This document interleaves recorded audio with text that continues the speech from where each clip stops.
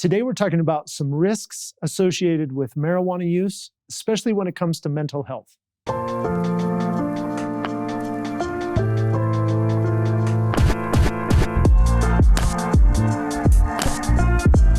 Welcome back to Discover Marijuana. I'm Tim Pickett. I'm here with Clifton Uckerman.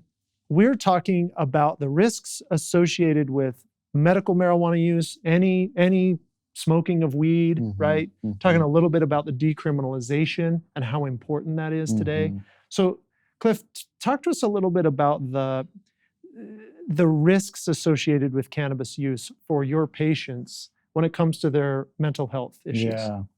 Well, a few things that we see already is the younger that a person begins to use marijuana, the higher the chances become of, some kind of psychosis or psychotic episode. So that could be, hearing and seeing things that, is not in the reality for everybody else. The other thing that's happening is if patients are using high ratio of THC, if there's already an underlying mental health diagnosis, especially anxiety disorder or anxiety that's part of a PTSD diagnosis, then the anxiety is actually going to spike and become greater and, get worse as well. With those risks, what we really try to help our patients understand is, we're thinking about how can we prevent psychosis, and how can we, delay the onset of use based on age. So we really try to make sure that people are fully educated about the cannabis as a medicine. What is an appropriate age to start using it? 21 is the state law. That's the state law, right? If anybody is younger than that, then we really encourage them to really go to the Compassionate Use Board and make a case and kind of help others understand what they would be using it for. Doesn't mean you can't use it if you're under 21, but it definitely means that we ought to take this more seriously and more education. Yes, that's what I'm hearing. More education. The more education, the better. Yeah.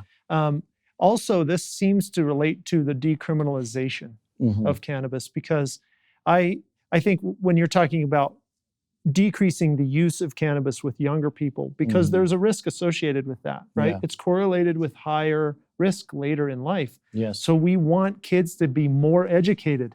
We don't really want to hide this from them. Yes. And second, decriminalizing it, even for adult use, and adults who use medical cannabis, even within the program, it's important that we destigmatize it. Yes. Because people are finding cannabis, whether it's prescribed or not prescribed, but when they know more and they can access it in a system, they have access to me, they have access to you. Yes. Yeah. And that seems to be a really big part of the education too. Yeah.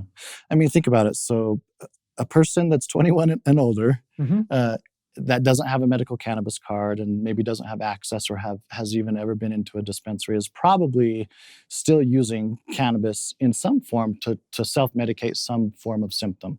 So that could be, anxiety relief, that can be inflammation, that can be pain, that can be, flashbacks, nightmares, all that kind of stuff that we would see through PTSD. Now, if what they're accessing is only what we would call illicit or on the streets, chances are it's not going to be medical grade.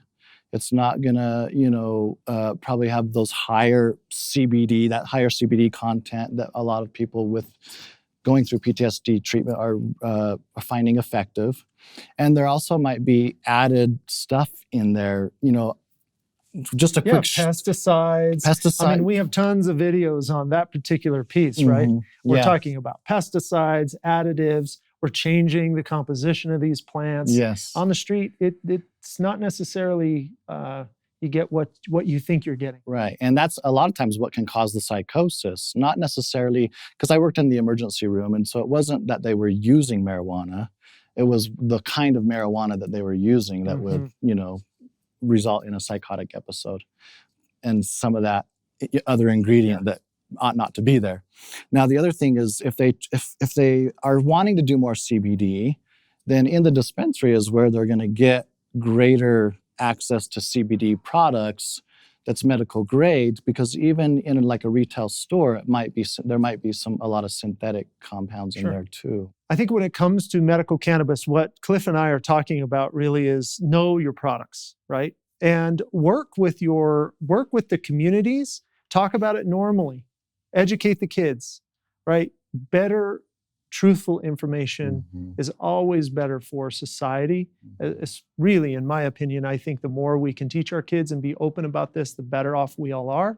I think there's some movements afoot to help that in a more legitimate way. When we hide it from people, then it's dangerous because it's illegal. Is not necessarily a dangerous plant. Yeah, and there's a lot of folks out there that are accessing their marijuana or their cannabis maybe on the streets through a friend or through a hookup, somebody that they know.